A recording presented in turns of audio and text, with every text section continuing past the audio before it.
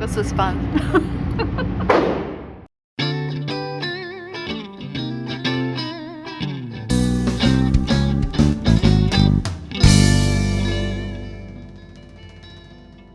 Kobe here. We have a lot packed into this video, so I figured I'd give you a short preview in case you want to jump to a certain section. We have it timestamped. We talk with our guest about our gun. We address an old practice of leaving the primary chamber blank in a revolver. We talk about the difference between rim and centerfires. We hit the range to shoot our gun, we clean our gun, and do a trigger pull test. Having that said, I hope you enjoy.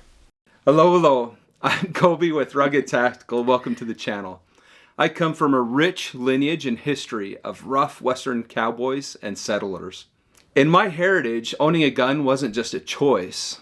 It was a way of life, intertwined with activities like hunting, fishing, and embracing the great outdoors.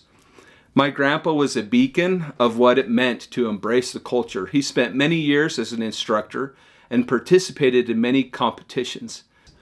Because I grew up in that culture, I have a reverence and respect for safe gun handling.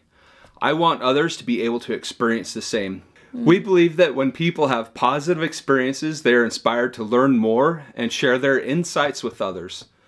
By increasing exposure and promoting a beneficial outlook, we contribute to ensuring that this hobby remains protected and accessible for both seasoned enthusiasts and curious newcomers. Here, it's not just about guns, it's about the compelling stories that accompany them. Having that said, welcome to Rugged Tactical, where every trigger pull tells a story, and responsible gun ownership is a way of life. So here today we have actually a very, very special guest, right? This is my sister, Laura. And Laura, why don't you go ahead and introduce yourself? Okay, I'm Laura, and I'm a speech language pathologist. And I have a daughter, and right now it's just us and the dogs. And so that's kind of why I came in possession with a firearm. If you were to rank yourself between, on a scale of 1 to 10, 1 being beginner and 10 being expert with guns, gun handling, and knowledge, where would you put yourself at? 3. A 3? Okay. Yeah, because I grew up with guns. I know you never point them at anybody. But for me to just go to a shooting range by myself, I would not do that. I would want someone to take me and to kind of help you through it and walk you through the process and everything. Yeah. What did you bring here today?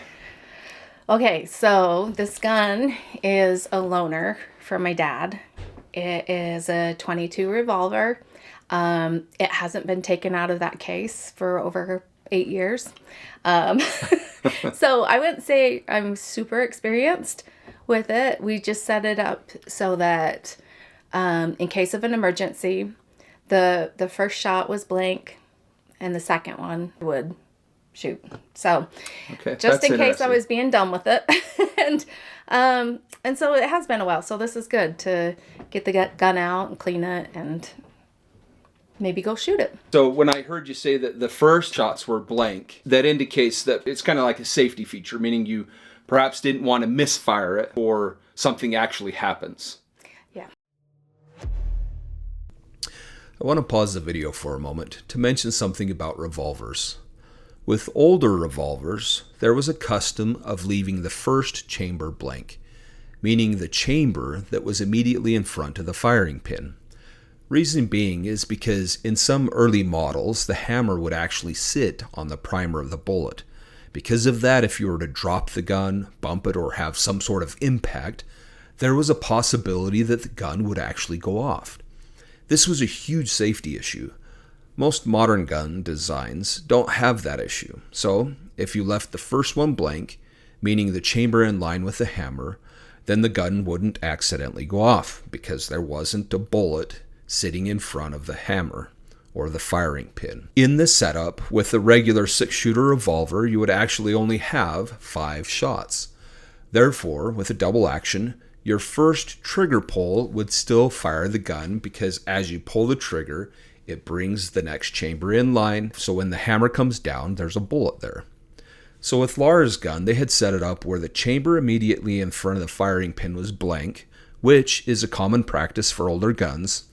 Then they also left the next chamber blank, That way, the first trigger pull is blank, and then it would fire on the second pull. Even though setting it up this way puts 2 empty chambers in her gun, she still has 7 shots because it is a 9-chamber revolver. Your primary purpose or reason for having this gun is self-defense. Yeah. So if like somebody were to break into your home, you would want to protect yourself, and this is essentially your line of defense, right? To be able to protect your life, liberty, and property, right? Yeah, I think it. After my divorce, we lived with my parents for a couple of years, and then when it was time to move out on my own, I think it helped my parents feel a little safer knowing that I had an emergency gun available. We kept it in the safe, and I've entered that safe multiple times, but like I said, I haven't unpacked the gun for a while. I haven't needed to. That was just a safety precaution in case, I don't know how someone else would get a hold of it, but but I know how it's set up. Yeah. Okay, so you're familiar with your gun. You knew that there was 2 blank spaces, and basically it's kind of a safety net, a safety protection, kind of helps you feel like as a single mom and a homeowner that if somebody were to break into your house or whatever, you'd be able to protect yourself. Yep. So let's take a look here real quick at the gun. There's 9 slots. It is a revolver. Do you know what a double action is? What it means to be a double action? Where you can pull it twice. It resets and then you pull it again. Okay, so... Or... No! Yeah. Oh, okay. Were you going to tell me? No, well, I will tell you, yes, what a double action is. Okay. What are your thoughts? What do you think a double action means? Maybe you would have to, you don't have to pull this back. You can automatically push it. That's correct, yeah. Okay. So a double action means that you see how you can, if I pull it, it's automatically going back. Mm-hmm. Meaning you don't have to cock it like that. Yeah.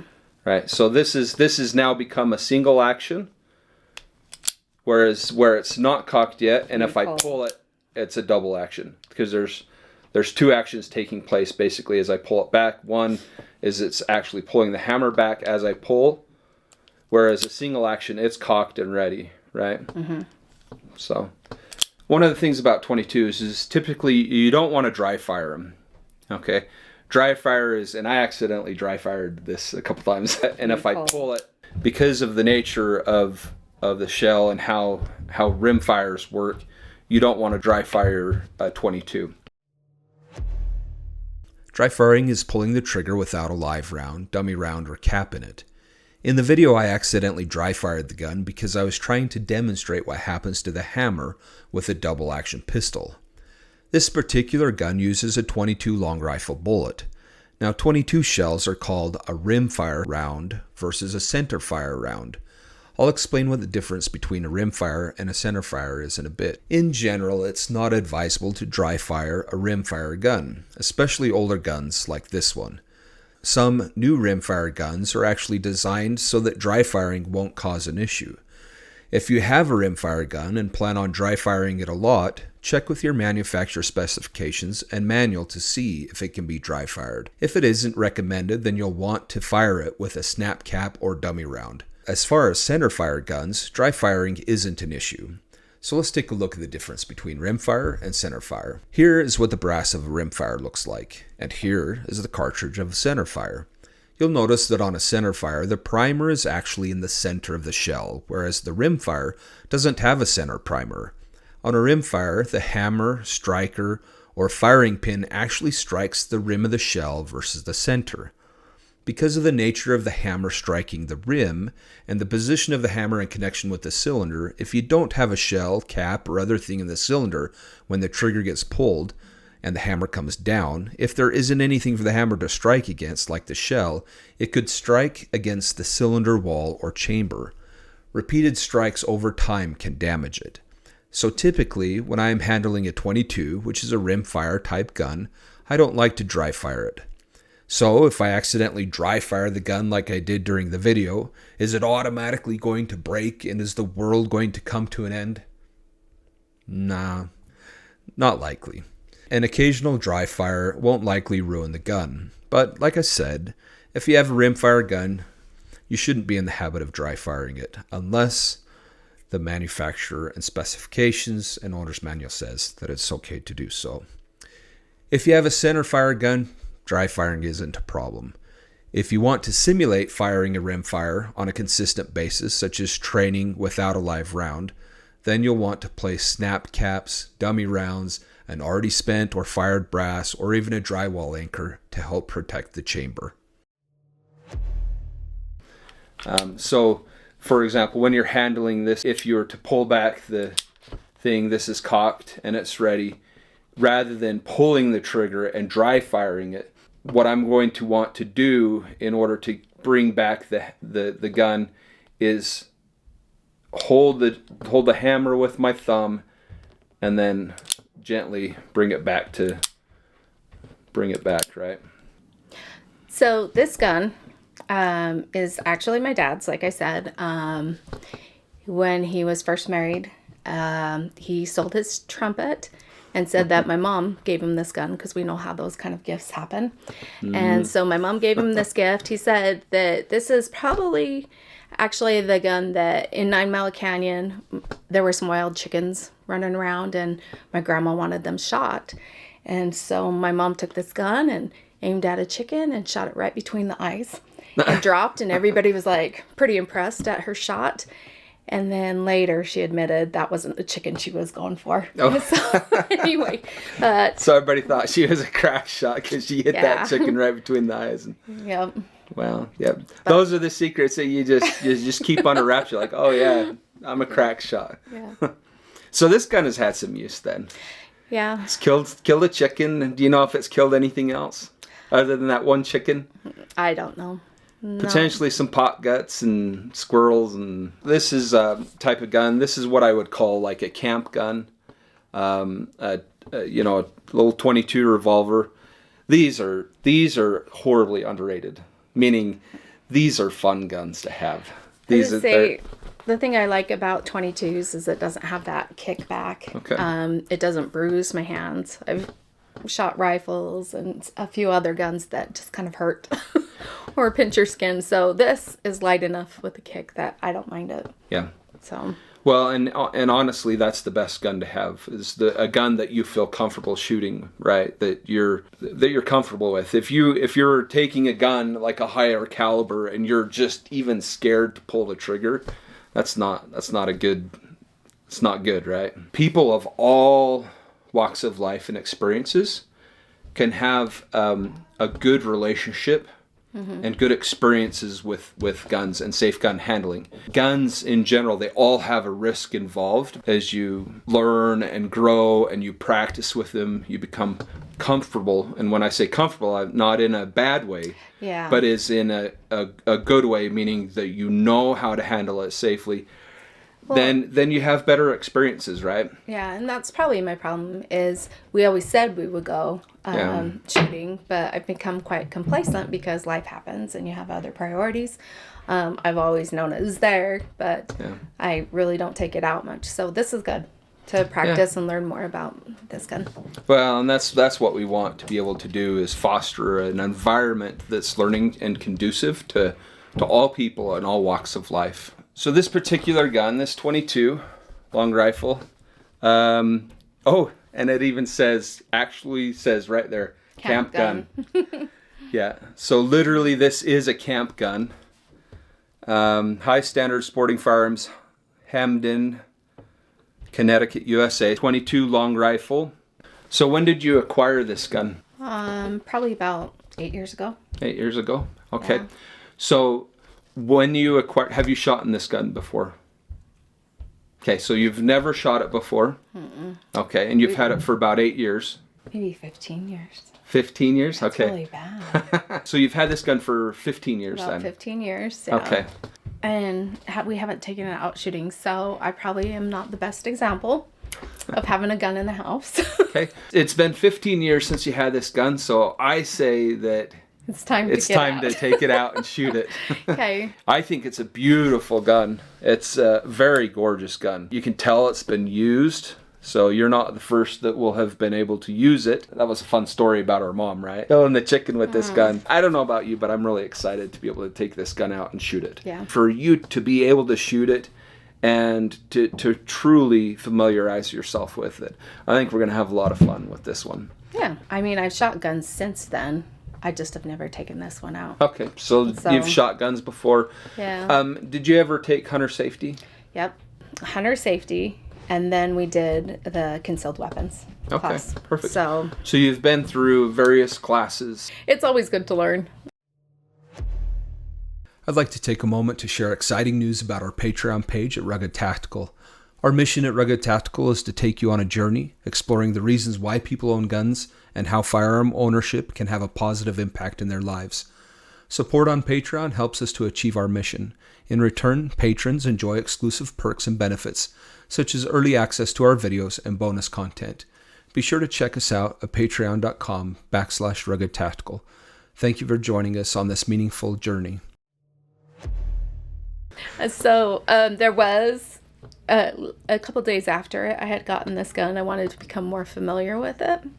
But at the time we lived in condos, so there were houses or people living next door connected in our condo, and I got the gun jammed. And I wasn't quite sure what happened or how to fix it. And I didn't want to force it because I didn't want a chance that the gun went off. And so I had to call one of my brothers to come down, and I was embarrassed. But I just set the gun down, and it was really, truly jammed. And so it wasn't just me messing with it, but he got it undone for me because I didn't want a chance shooting through the wall. Yeah. And he knew it felt a little more comfortable about guns and was stronger than I was. But it didn't hurt to set it aside and ask for some help. Yeah.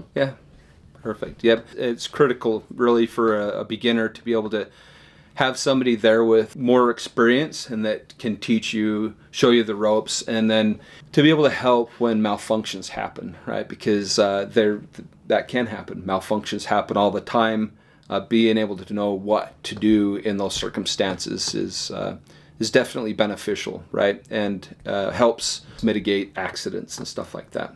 So perfect. Thank you for sharing that story with us. What advice would you give to someone who is considering getting into firearms but hasn't had much experience? Start with a class, and then practice.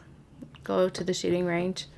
Back then, ammunition was so expensive that I couldn't afford boxes of 22 bullets. 22 rounds it's a great caliber to start with because, believe it or not, they're actually less expensive than a lot of the rounds that are out there. Yeah. So you can get a lot more shooting with 22s. You can put a lot more rounds through your gun without breaking the bank, but it is still expensive, right? Yeah. I mean, it's not cheap. When you add up the cost of, in the city, you got to go to an indoor gun shooting range. That costs to be able to go, and then to get your ammunition and to shoot. So there's definitely an investment there, right? Yeah. And then once you start diving into it, it gets more fun and more interesting and more expensive. Then I start looking at smaller guns that are pink. No, I think just getting more practice with it and becoming more familiar is the most important part. Well, one of the things that our grandpa, that I've heard him talk about when he was doing hunter safety courses, he would have female shooters come and take the course and learn. He has this one story where this kid was he was kind of cocky, and he just thought he was all of that, and my grandpa kind of had enough of him, right? And so he figured he'd kind of put him in his place a little bit, and he says, "See that girl there? I can have her shooting in 5 minutes better than you are shooting right now." And the kid was like all arrogant and said, "Whatever, you can't teach that girl how to shoot." And so Grandpa went over, and in 5 minutes he instructed her, took her through a couple rounds, and then they had a little competition, and she won, and she put him in his place. And yeah, and Grandpa said it's because women have a tendency to actually listen to what's being instructed, and they have a knack for it. And to follow through. Yeah, you don't take your eye off the shot. You just follow it all the way through. Now, I'm probably the first to break the generation of many women hunters. I don't see myself killing a deer, but my mom has, my grandma has, and I guarantee my great-great-grandma has, and they have all hunted. My mom didn't come from a family of hunters, but she joined the family really fast. And that's how I knew your wife was good for our family, because after getting a deer, she held the legs closed while you guys packed it out. I thought, okay. Well, no, and Grandma, after she saw that, she said, this girl's for our family. Yeah, so I'm kind of breaking that generation. But I still have learned about guns, and I think it's important for my daughter to learn how to shoot, and gun safety also, so that there's not that fear. Do you have any favorite experiences or stories? Some I probably shouldn't tell, but I was exposed to guns at an early age, and we knew as kids you don't touch them unless you had an adult with you. So all of the early years of deer hunting, we're going to the sand dunes when shooting range was set up at the sand dunes, and it was safe. Shooting muzzleloaders, rifles, just practicing. I think that was fun. It was a family bonding experience. It takes me out to the desert and camping. So waking up early at the crack of dawn to get our orange on and doing drives. We knew we had to be careful and watch out where the points were set up so that we didn't get into their area, and we would just spread out and do these drives as kids, and it was fun. Well, and that's the key is I think in any hobby or sport or anything like that, really truly getting out in nature, getting out and just having experiences, right? Yeah. And I'm with you. That is one of my most fondest memories, even though I wasn't carrying a gun at the time. Being out there with my grandparents, being out there with my parents, and enjoying nature, and truly having a great appreciation for the great outdoors and wildlife. And yes, we were harvesting animals, right? Meaning we were out there and they were, deers were harvested, they were killed, and we ate them. And we ate them, and for me, that gave me a huge appreciation for life in general. Meaning, now that we live here in the city, it's like we go to Chick-fil-A, we go to Burger King, we go to McDonald's or whatever. We have a burger, we have a chicken sandwich, and we're kind of separated from the reality that this was a chicken, that was a cow, that somebody had to kill, somebody had to clean it and prepare it. And we're separated from that. And so hunting for me as a kid, and even now, it kind of grounds me. It helps me to have an appreciation of life, and it truly gives me a great respect for an appreciation. Every time I sit down at a meal and I am eating a chicken sandwich, I give thanks, and I'm grateful for that chicken that gave its life so that I can have such a tasty thing to eat, right? Yeah. But that's the reality, right? And that's, for me, as kids, while we were growing up, having those experiences and just being with family. And like you said, you get up early in the morning and the sun is rising and you're out on some ridge or hill and you're just looking out at God's creations and the having clouds those are clouds covering, so you don't see the ground below, but you see all the clouds, and then all of a sudden you turn to look to the right and there's all this elk standing there. I thought it was awesome. It's cool. It is truly something you cool. Don't forget. Exactly. Those are memories and things that stick with you your whole lives. Well, thank you, Laura, for coming. So we're gonna take this pistol that you've had for roughly 15 years that you've never shot, and we're going to take it to the range and help you become familiar with it. This is a really cool gun. At Rugged Tactical, we prioritize the acceptance, recognition, and implementation of safe gun handling techniques. Here is a 1-minute safety briefing. We strongly advocate for everyone to adhere to these principles. When not in use or during filming, ensure that the firearm is both unloaded and cleared. Regardless of its unloaded status, handle each firearm with the utmost caution and assume it is loaded at all times. Always keep the muzzle pointed in a safe direction to prevent any accidental discharges from causing harm. Maintain a firm and proper grip on the firearm and refrain from placing your finger on the trigger until you are ready to shoot. Be conscious of your surroundings and identify your target along with what lies beyond it. Bullets can penetrate walls and objects, emphasizing the need for situational awareness. Wear appropriate eye and ear protection to safeguard yourself during firearm use. Never use alcohol, over-the-counter drugs, or prescription medications before or during shooting activities. Store firearms in a manner that restricts access to unauthorized individuals. If facing emotional or mental struggles, have a person you trust store your firearms. For those new to firearms, we recommend taking a safety course to acquire fundamental knowledge and build confidence. At Rugged Tactical, safety is paramount, and we encourage responsible firearm practices to ensure a secure and enjoyable experience for all. Colby and Laura here at Impact Guns. So we're gonna take this gun out and let her shoot it for the first time ever. And we hit Walmart, picked up some ammo, and now we're gonna go shoot it. Should be fun. Yep. So here's our range right here, our setup, and then we'll get her going. We'll have you get your target rolling.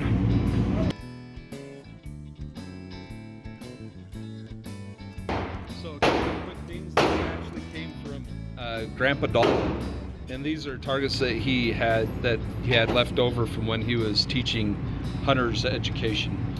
So that's kind of fun because we get to use targets that Grandpa used.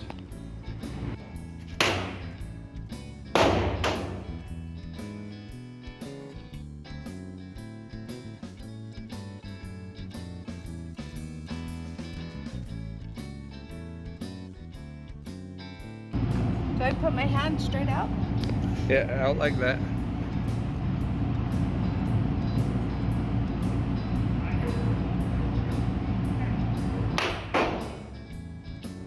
Shoot high.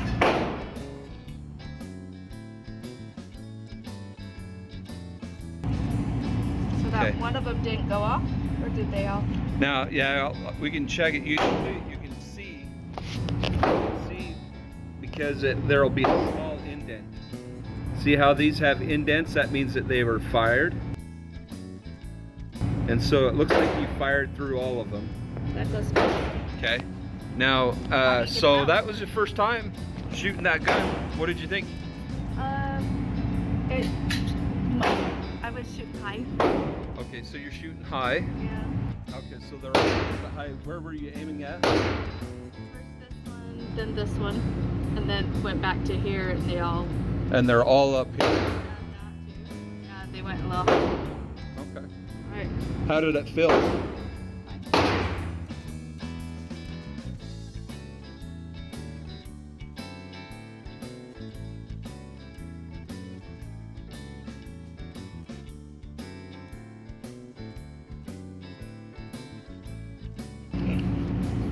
We go too fast, slow. You don't have to go fast. Which one were you going for? Okay, so you're getting a little bit better, right? With your aim. And you weren't aiming at this one, but you were actually aiming at this one. Yeah. Okay, well that's pretty good. No, it's not. It's looking good. It's looking better. So the first time you were aiming for this, well, and then this one, you're over here and high. But now you're within the range, right? This is fun. Can I give it a shot? Yeah. Do these just go in there? Yeah, the brass, they pick them up. I guess it could, yeah. So so I'm I don't know, I'm a little bit all over the place as well, but the most important thing is to try to be able to get a good grouping, meaning if you're aiming in the same place, like let's say you are a little bit high, if you have a good grouping, then at least it means that you're consistent and you're holding steady and stuff like that, you know what I mean? Yeah.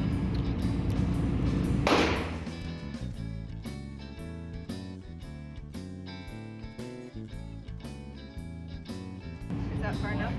Is there etiquette that you can't have same levels? No. Okay. What about waiting for the other person to shoot? Nah. I think it's not like bowling. Alright, this is gonna without that. Oh yeah, so now you're doing the double action. The single action is definitely a lot easier, right? The trigger pull's a lot easier. But it doesn't hurt to practice with the double action. So sides. Go ahead and keep doing the rest of them. Do double action just so you can get the feel of it.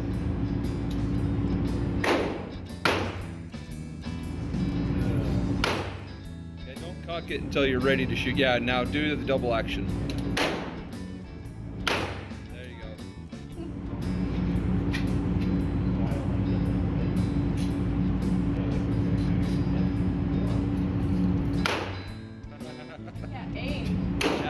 It definitely makes it harder to aim for sure. Like on the single action, you don't want to cock it back until you're ready to fire.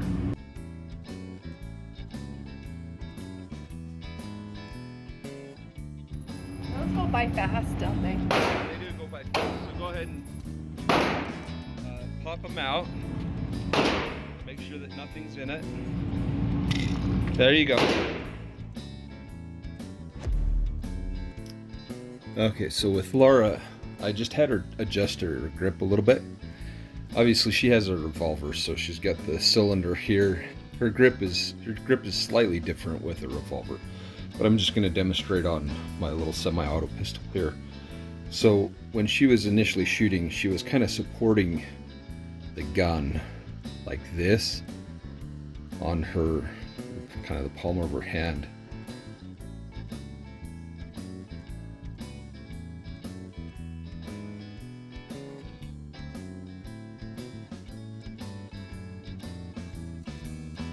And that's kind of how she was shooting, was like that. Here, And they're all up here. Yeah, they went low. So I had her bring her grip up more forward. So she's closing the gap like this. And then obviously with the revolver, if you have your thumb out here too far, where the cylinder ends, there's some gases and stuff. If you had it clear out, you might be able to burn. You might burn yourself a little bit. So you can get your thumb out of the way, kind of like that. Or if you just kind of bring it down on the revolver if your cylinder's here, but high up into here, bring your left hand, rather than set it like this, you're coming in, and you're wrapping it.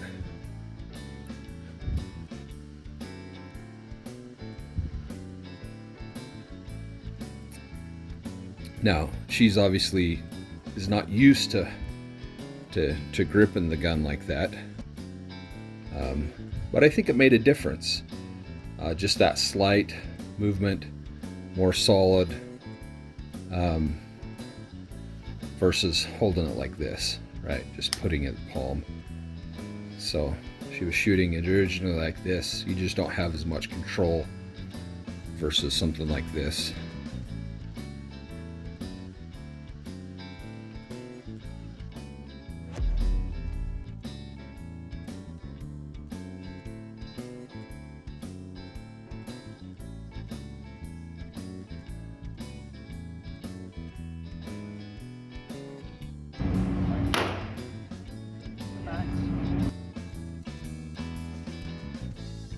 How did you feel about the grip?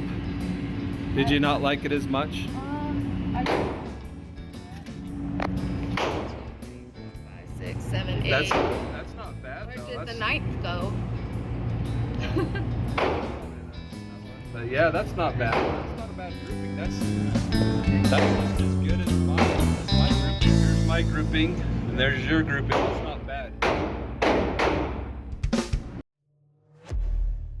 Are there specific skills or areas of knowledge you're looking to improve or learn about in your journey with firearms? Yeah, I want to learn how to clean it. Okay. I don't even know how to clean the gun, and I imagine it needs to be cleaned. So I thought, you know what, let's just head over to Laura's house and teach her how to clean this gun. So here we go. Here we have an Outers 22 rifle cleaning kit that I've had for about 20 years that we're going to use to clean this revolver. Aside from the cleaning kit, I like to use a toothbrush, safety glasses, disposable gloves, Q-tips, clean cloth. It's also nice to have a surface that's easily to be picked up. In this case, I just laid down some paper towels that we could throw away when we're done. This kit includes clean patches, solvent, oil, cleaning rod, slotted tip, and bore brush. Before starting, we make sure the revolver is unloaded and ensure that there are no live rounds in the cylinder. I like to take the toothbrush to knock off any dirt, debris, carbon buildup, or residue from the gun.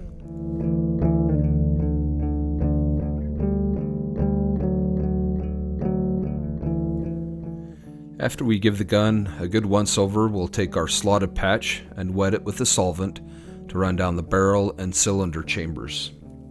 This will allow the solvent to start breaking down the carbon buildup. Once we've done that, we can wipe the other parts of the gun with the solvent to start the cleaning action. This includes the extractor rod, hammer, muzzle, and cylinder.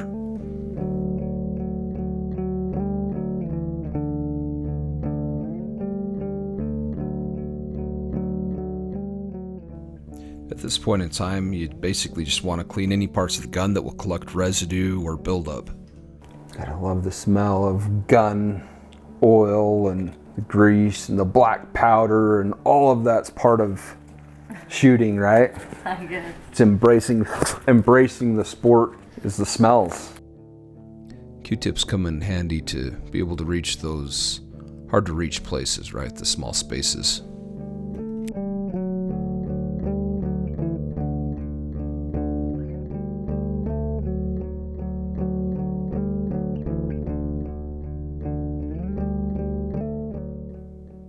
Because the barrel quite often has substantial fouling, we run the bore brush through it, and that gives a little extra cleaning action.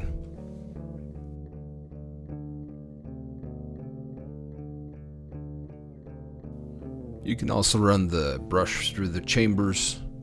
It kind of helps loosen up the gunk in the chambers as well. Once we've sufficiently cleaned the barrel and the chambers, then we'll go ahead and run some patches with solvent in it just to try to get some of the rest of the excess residue out.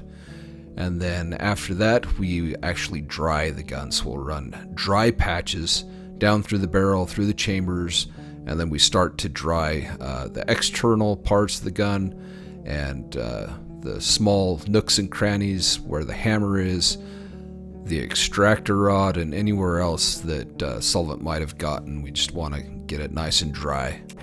How often do you need to clean your gun? If it gunks up, if it gets gunky, then you can clean it. Depends on how much you shoot it. Oh, okay. After we clean it, You don't have to do it every time you shoot. and we a gun. oil it a little bit, if you don't touch it for 15 years, you won't have to clean it until the next time you shoot it. Okay, but I mean, like, are you supposed to clean No, it? you don't have to clean it. If you're going to store it for a while, I would. After you shoot it, I would. If I shoot this weekend and I'm planning on going shooting fairly soon, then I wouldn't have to clean it. But it also depends on the gun too, and it depends on what kind of ammo you're running through it. For example, if you're shooting a muzzleloader, you're cleaning it almost after every shot. Once the gun is nice, clean, and dry, we want to apply a small amount of gun oil or lubricant to key moving parts. We can also hit the barrel, cylinder, ejector rod, and trigger mechanisms. It's gonna be looking good. It is. It's going to be Nice. pretty pristine, yeah.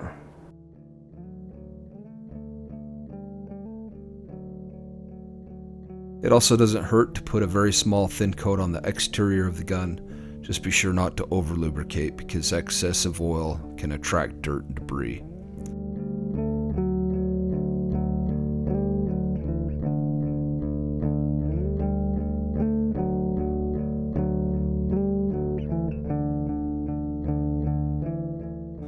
After that, we wipe down the entire revolver with a clean cloth and inspect it to ensure it is clean and in good condition.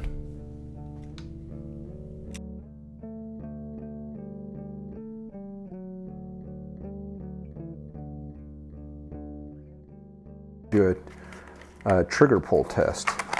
Okay, so these are dummy rounds. A-Zoom. I got these a long time ago. I don't know if they're still available, but you can find snap caps or dummy rounds online. Picked up this Wheeler trigger pull scale just to test the trigger pulls of the guns that come in, and I've never used this before. It's the first time I've ever really used a trigger pull. So we'll go ahead and test it on this gun and get a feel for what the trigger pull is. Again, with rimfires, in order to kind of help protect the chamber, it's beneficial to have like a snap cap or dummy round or you could use spent brass, and there's even other ways. So this goes 8 ounce to 8 pounds. There's this little slide here, so you just slide it down and double check. No live ammo. Got my snap caps in. Let's go ahead and give it a pull and see what we're at. It says 6 pounds. I'm curious as to how that snap cap went. Yeah, got a little indent there. Pretty cool. Thanks for joining us today, and especially thank you, Laura, for sharing with us. Remember to like and subscribe, and if you want to be alerted when we post new videos, be sure to pull the trigger on that bell icon as the dust settles on another rugged tactical adventure. Always reload your curiosity, keep the fires burning, and we'll catch you in the next round. I come from rich lineage and history of rough Western cowboys and settlers. In my heritage, settlers. Settlers. Okay. So All right. here we've got. Which camera are you doing? That one or that one? I'm gonna try to focus on this one, but right now I'm actually looking at the. Okay, the Nikon is 'Cause I'm reading is that. the camera. Huh? Yeah. Oh, I didn't know that. Okay. So I've got a linguistic. I don't know, what is it that you do? I'm a speech language. A speech Language pathologist. pathologist. Language pathologist here to help me to read my prompts. Okay. Okay. Start over. So, I come from a rich lineage and history of rough Western cowboys and settlers. Was that better? Settlers? Yeah. Oh yeah. Okay. In my heritage, owning a gun wasn't just a choice.